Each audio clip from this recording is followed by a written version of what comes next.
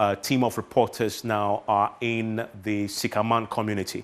That is a community where the helicopter crashed, and that's what you see there. My colleague Bright is there for us. We'll be getting more first-hand account of what really happened with this helicopter that went down, leading to the death of the Defense Minister, Dr. Omane Boamah, Murtala Mohammed, who is Environment Minister, and six others. And let's go to the list now for those listeners who are joining us right now, either on Joy 99.7 FM, but also watching us on the Joy News channel here on the multitude. So, Evans, according to the Chief of Staff, Julius Debra, these are the confirmed individuals that lost their lives in this crash that we are talking about. The Minister for Defense, Dr. Edward Omane Boamah, who was also the NDC Director of Election, played a key role in the 2024 elections. That's when the NDC win. He was on his way to Obuasi when this happened. Dr. Edward Omane Boamah, the Minister for Defense. There's also Alhaji Dr. Ibrahim Murtala Mohammed, the Member of Parliament for Tamale North and the Minister for Environment, Science and Technology. That's Dr. Alhaji Dr. Ibrahim Murtala Mohammed. Also on the flight, unfortunately, died is Alhaji Miniru Mohammed. Is the acting Deputy National Security Coordinator. He served as Deputy Minister for Food and Agriculture in the Mahama First Administration, but currently, until his demise, was the Deputy National Security Coordinator. There's also Dr. Samuel Sapem. For those in the Ashanti region, you will know him better. Started work as the head of the CUF Ford Office, now in Yoko. He was the Ashanti Regional Director in charge of Ashanti and Ebono region. During the Mills administration, he became the KMA mayor, and then at some point decided to contest the vice chairmanship of the NDC. He won in the party's last Congress. So until his demise, he was the vice chair of the NDC. Dr. Samuel Sapon, very well known in the Ashanti region. So, and there's also, so Evans, these are the individuals. There's also Samuel Abuaje. He was the NDC parliamentary candidate for Obuasi West constituency in the 2024 elections. These are the civilians who are on board. Now, the Ghana Armed Forces also released the names of individuals who were on board this, doomed aircrafts. And they are Squadron Leader Peter Anala. And then the flying officer, the man who was in charge of the aircraft, is Chum Ampadu. And, of course, Sergeant Ernest Adumensa. Let me go over the names again. Squadron Leader Peter Anala, Flying Officer Chum Ampadu, and Sergeant Ernest Adumensa. These are the officers of the Ghana Armed Force who were on board together with the 5 individuals. Unfortunately, we are reporting their death this afternoon. They all killed in this crash. I want to take you now to the Sikaman community in Obuasi, where my colleague Emmanuel Bright Kweku is standing by, and you can see crowds gathering behind him. Bright, what can you report? It's been a 45-hour journey for you to get to where you are, so we can learn a bit more about what really happened. What are you learning? So, Evans, I am reporting live from Bofuedru. Actually, we understand that Sikaman is the adjoining community from here, and so once you get to Sikaman, you now come to Bofuedru, and then we have a pitch forest that is right behind us where the incident happened, and where we are reporting that some government officials, that's the environmental minister and also the defense minister, have been confirmed dead in this particular incident. The plane was heading, or the helicopter was heading for Obuasi. But I have an eyewitness for us. But before that, you can see quite a number of people have gathered. That's the community folks here who have gathered to commiserate with the people. We also have some government officials. I have cited the Kumasi mayor, that's Ejenim Boateng, the Kumasi Mayor Kinzoba, he is here, and also I've also cited the Deputy National Security Coordinator for the Ashanti region, Tapsoba, also here. All of them are making frantic efforts to go into the deep forest to ascertain circumstances. And already, as we reported, the Ashanti Regional Minister left the scene. That was the responsive community mining event, and then went and came right here at this community. And so they have taken lead into the forest to ascertain circumstances. But I have this gentleman here with me when the incident happened, and he will tell us what really happened when he went there to see the site. But Okoye no then see and nano pay. Then I pay about 9:30 to 10. You were Fumudo. Need to say Punu Eba. Like Punu say sound Eba, that's like person at the bandroom say BBS. Tim catch me say, young share is be paying back. To dim bear tell me so say Pena crash of the cinema. Now I'm catching me no. Pena crash and te buy a young fifth in the museum say. Being for Bia can you wanna just start to say a good year. Till within 5 days, say boys be the motto. Motos baby say, oh, moto be a crash into the say, one boy in that go. It's a woman, bear within bear 2 hours in the moon. Tia go swear to your call first be deep forest. The column say, I say, baby, I pet tears no, maybe I bet my wa. Tia vampire corner, and who say, a room say, I'm panso, or a room say, but to know near head a boo from what. Tia coin, who say, a moon day, a moon nash, Baba open moons and a down.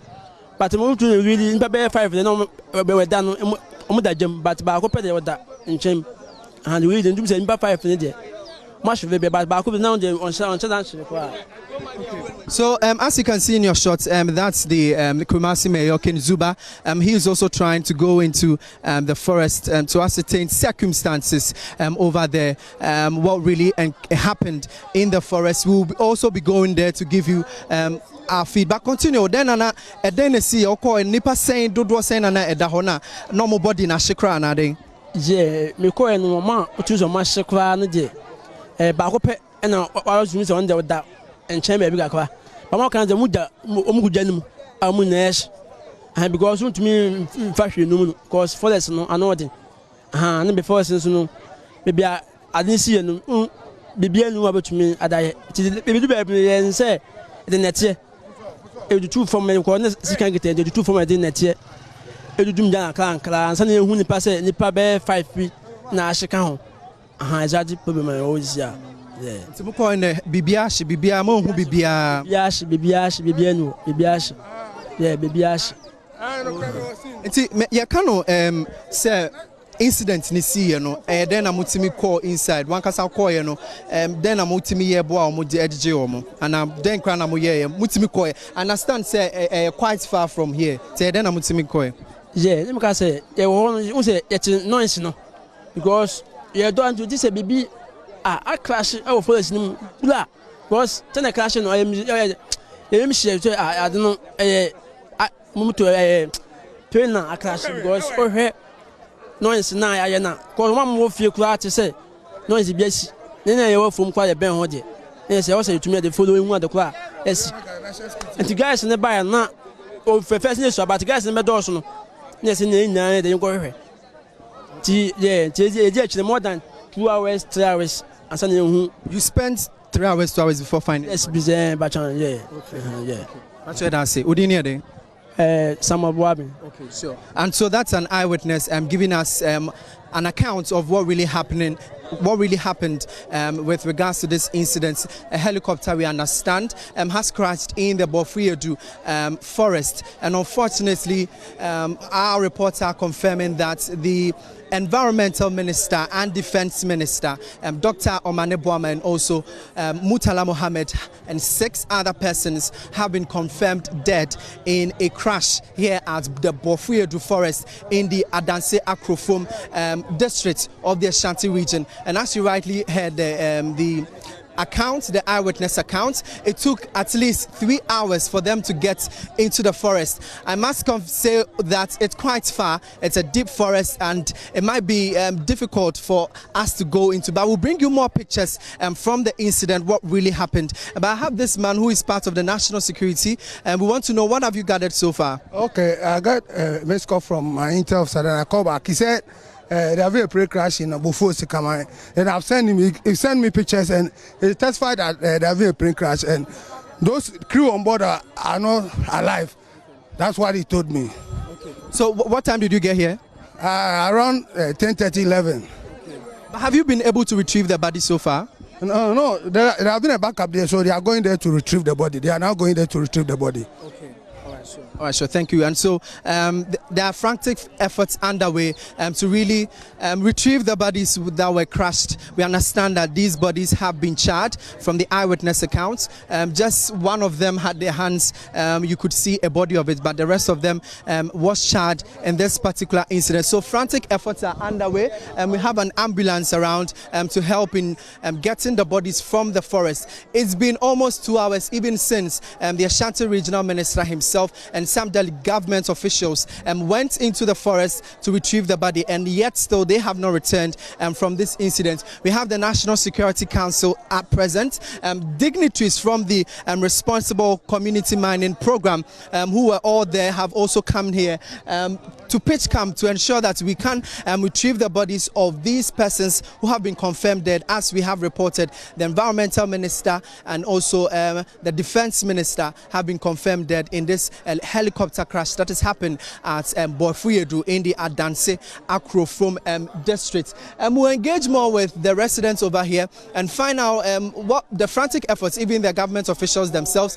whether they've been able to retrieve the body. We'll speak with the deputy Security Council, National Security Council, Tapsoba, to speak with him whether they have been able to retrieve the body. So, Evans, this is what is currently happening in the community. In fact, for the residents, this is unprecedented, and it's something that they have not witnessed before, that just this morning a helicopter will crash into the forest. And so a lot of them, they were supposed to go for farming, but unfortunately, because the incident has happened, and most of them are back home trying to gauge around and gauge the mood. It's quite a solemn mood, I must confirm, here at Bofuyedu Sikaman in the Adansi Asokwa district. So, Evans, this is what we can report from the scene. Here with us, and I know because you have the deputy the regional security coordinator there, we can get a fair bit more from him. And the minister himself had left to try and supervise what is going to happen. And what you see on your screens there is all that we know. We are in the community for you. We are Jubilee for you. And Maxwell has been doing a few more interviews, getting us a bit more clarity, but also getting reactions from Jubilee House itself at the seat of government. And we'll get that for you also as in the course of this developing story.